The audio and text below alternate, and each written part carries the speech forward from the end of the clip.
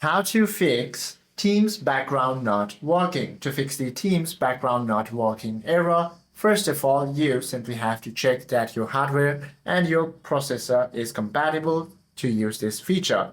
You simply have to have advanced multi-core processor, and it also should run a Model OS version.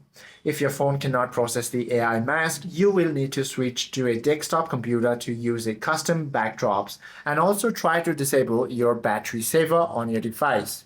You have to also now go ahead and then launch your device's app drawer, long press the application icon or the Teams application icon, then tap the I from the pop-up window, then scroll down to the storage and cache and proceed to clear the cache to remove all sorts of corrupted files, then relaunch the application and your problem should be fixed.